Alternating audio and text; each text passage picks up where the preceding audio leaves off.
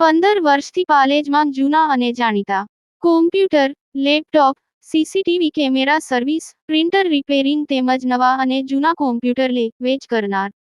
Admission form તેમજ તમામ સરકારી ફોર્મ ઓનલાઈન ભરી આપવામાં આવશે. રાજપીપળા નગરપાલિકામાં પ્રમુખની જાહેરાત. ભાજપના શિવાની મહેતાની વરણી. પ્રથમવાર ચૂંટણી લડ્યા અને વિજેતા બન્યા. તેઓ શિક્ષણ ક્ષેત્રે સાથે પણ જોડાયેલ છે. અગાઉ રાજપીપળા શહેરમાં મહિલા મોરચા પ્રમુખ તરીકે સેવા આપી ચૂક્યા છે. તાજેતરમાં યોજાયેલી સ્થાનિક સ્વરાજ્યની ચૂંટણીઓમાં અનેક જગ્યાએ પાલિકાઓ અને તાલુકાઓમાં ભાજપની બહુમતી મળતા હાલમાં જ પ્રમુખ અને ઉપપ્રમુખની વરણીનો દોર ચાલી રહ્યો છે. જે અંતર્ગત નર્મદા રાજપીપળા નગરપાલિકામાં બહુમતી મળતા નવી ટીમની રચના કરવામાં આવી હતી. રાજપીપળા નગરપાલિકામાં નવી નિમણૂકો જાહેર થતાં શહેરના રાજકીય તેમજ સામાજિક વર્તુળોમાં ખુશીનો માહોલ જોવા મળ્યો હતો. નગરપાલિકા પ્રમુખ તરીકે શ્રીમતી શિવાનીબેન મહેતા, ઉપપ્રમુખ તરીકે ઉત્કર્ષભાઈ રાહુલ વસાવા, કારોબારી ચેરમેન તરીકે કુલદીપસિંહ ગોહિલ, પક્ષ નેતા તરીકે પ્રજ્ઞેશભાઈ રામી તેમજ દંડક તરીકે અમિતભાઈ સોલંકીની વરણી કરવામાં આવી છે.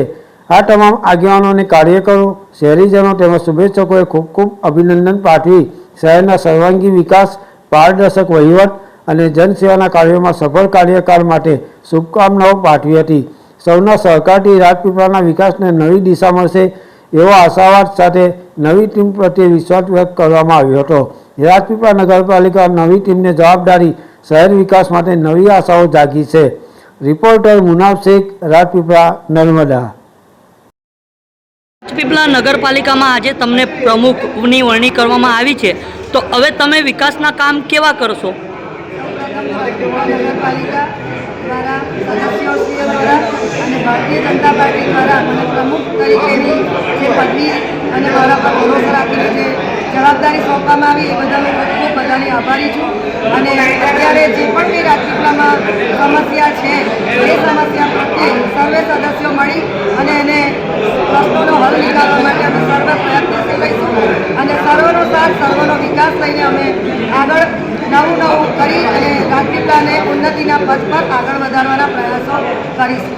વોટિંગના ટાઈમે જેટલા બી ઉમેદવાર વોટ લેવા જતા હતા તો હરેક વોટની એક જ સમસ્યા હતી, પાણીની. એ સમસ્યા 10 વર્ષ 15 વર્ષથી ચાલી રહેલી છે. એ સમસ્યાને તમે કઈ રીતે પૂરી કરશો? સમસ્યા ખરેખર છે અને એ અમારા ધ્યાનમાં પણ આવી હતી જ્યારે અમે પ્રચારમાં ગયા ત્યારે પણ, અને લોકોના પ્રશ્નો છે અમારા પર ફોન પણ આવ્યા છે.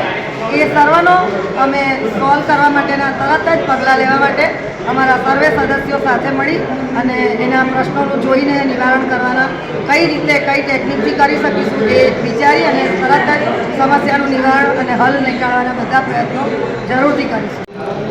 રાજપીપળા નગરપાલિકામાં આજે તમને ઉપપ્રમુખે વરણી કરવામાં આવ્યા છે, તો તમે ઉપપ્રમુખે કયા કયા કામ કરશો? તમારો વોર્ડ કયો લાગે? Ward number 1.